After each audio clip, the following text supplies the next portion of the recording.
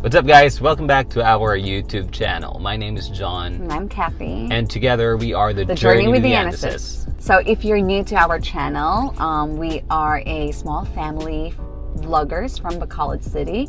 And in our videos, we talked about travel, relationship development, and lifestyle. In this video, this is going to be the first episode as we kick off our series on lifestyle, particularly the minimalist lifestyle. Just to make sure that this video is organized, we are going to answer 5 questions on the topic minimalism. All right, on to the first question. What is minimalism? Kathy, what do you think is minimalism? What is minimalism for you? For me, minimalism is not just about getting rid of things. For me, it is about keeping the things that actually add value to my life. Okay. How about you? Yeah, so I actually did a little bit of research, right? Because I'm sure you guys have heard a lot about minimalism, and there are a lot of definitions about minimalism.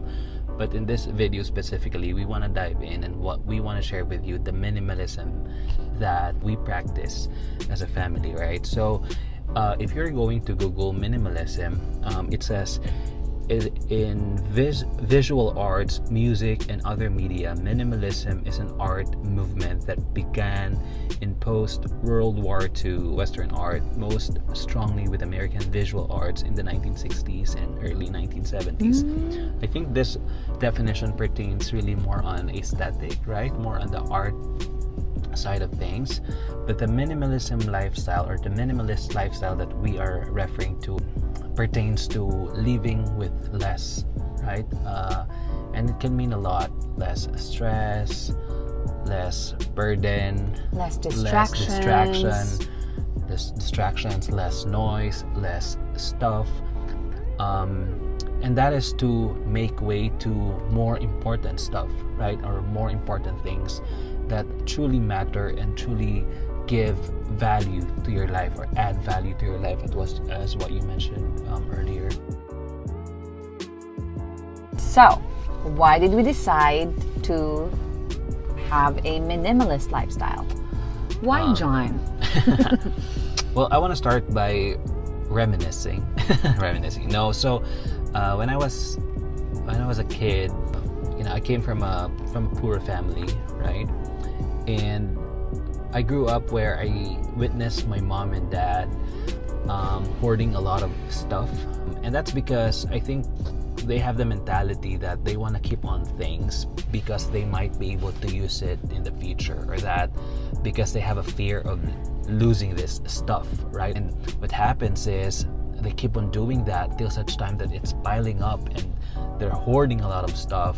What's worse is, since it's just there, in a small space that we have, or in a small house that we have, where I got my mom and my dad and my 4 siblings, so we're a total of 7 in the house with a lot of stuff, right? Cluttering around. It's negatively impacting our behavior. It's unconsciously, since the house is so disorganized. Lots of clutter.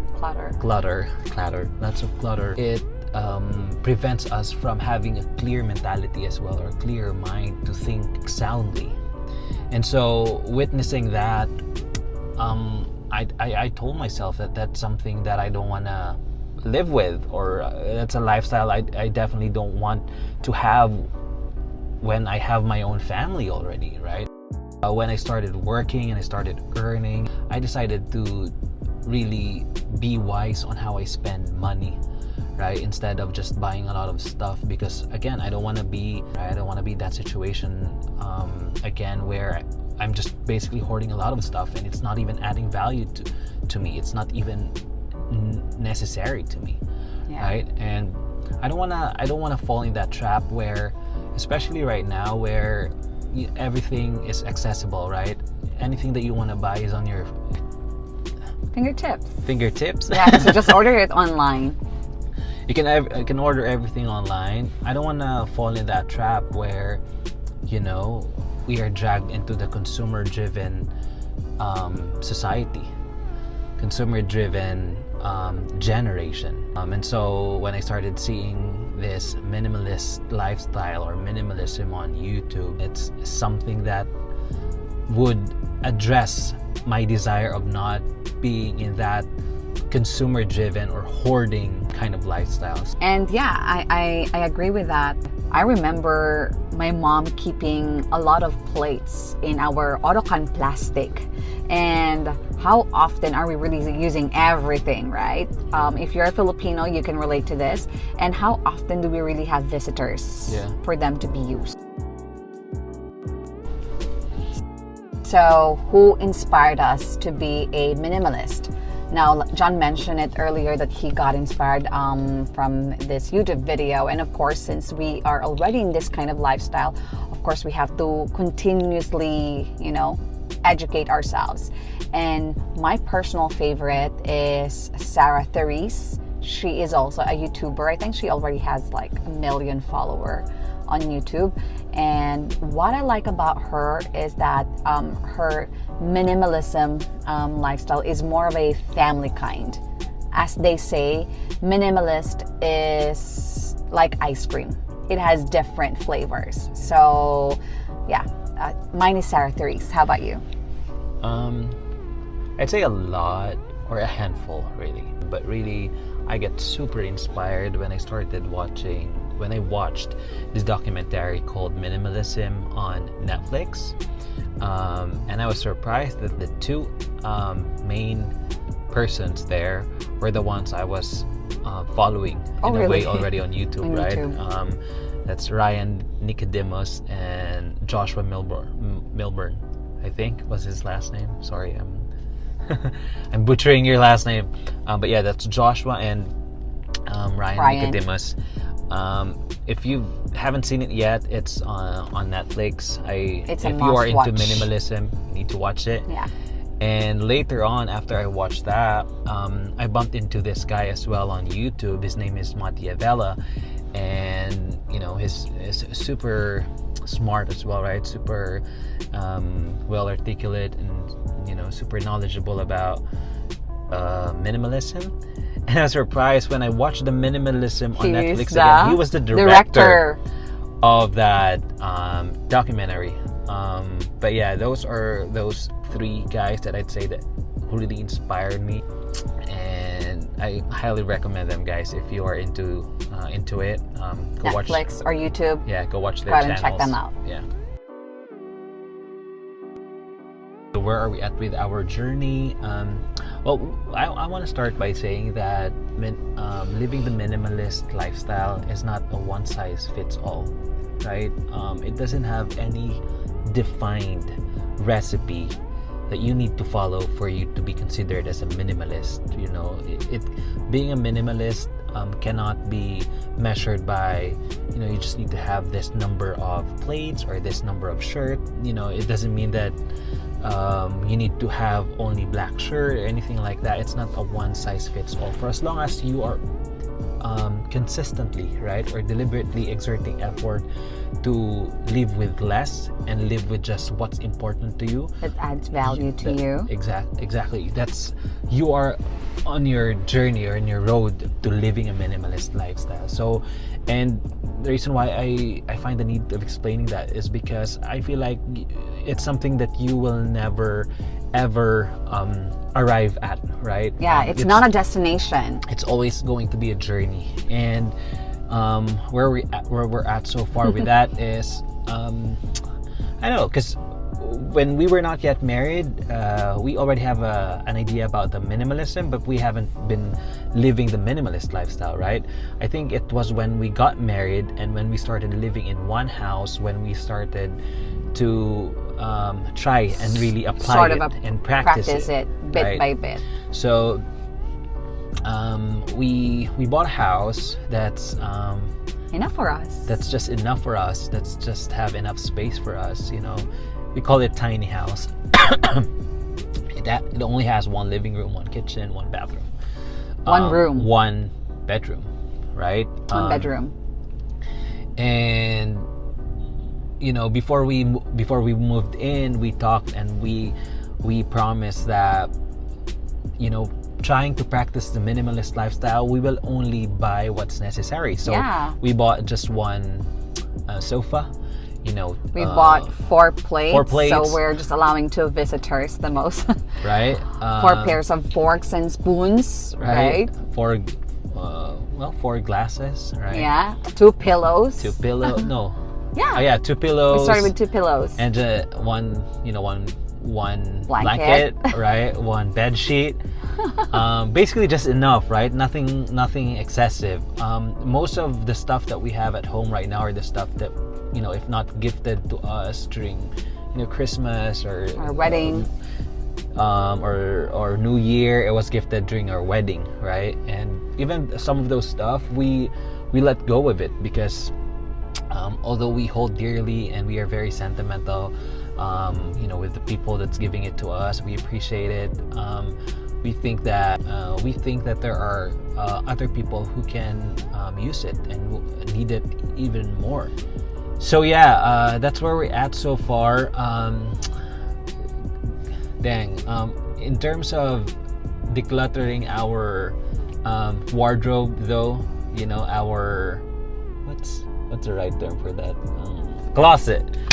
In terms of decluttering our closet, though, I think that's something that we still wanna really improve on. Yeah. Because, we've accumulated a lot of clothes, right? And some of it were gifted to us, and sometimes we are so sentimental that we are afraid to let go. Well, we were able to give some of it already. We've already donated some of it, but I personally feel like there's still a lot, right? I still want to give some more. And especially, I think, for my end, wherein my weight, it is, fluctuating all the time. So I have my clothes when I was at 64, 65, and 75, and even my pregnancy clothes are still there, so which is just perfect. Good thing I did not let go of that. So still a work in progress, I would say. Yeah, absolutely. I think that's the right term. It's still a work in progress. We still wanna reduce some more because I feel like there's still a lot of unnecessary stuff. But one thing I personally like about what I have done so far is that I have let go of a lot of clothes, shirts specifically, that have a lot of colors or that's not black. So he's a black guy all the time. You know me, I don't know if you've noticed, but I just wear for the mostly just black shirt. Because it just gives me peace of mind of just not overthinking every single day what to wear. All right, we're down to our last question. So what's our goal? What's our goal as minimalist, right? Or as someone or as people who want to live practice minimalist lifestyle or minimalism?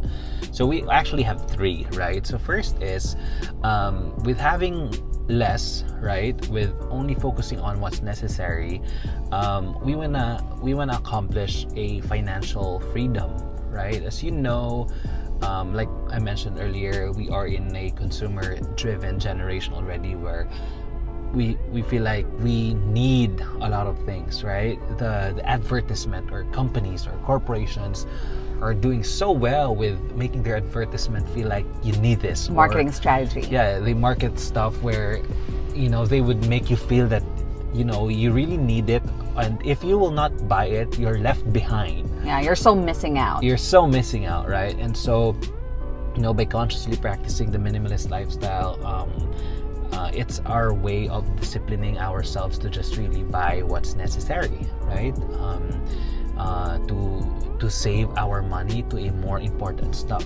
Another goal that we have, why we practice minimalism as a family, is that we want to give way to the things that, add more value in our lives.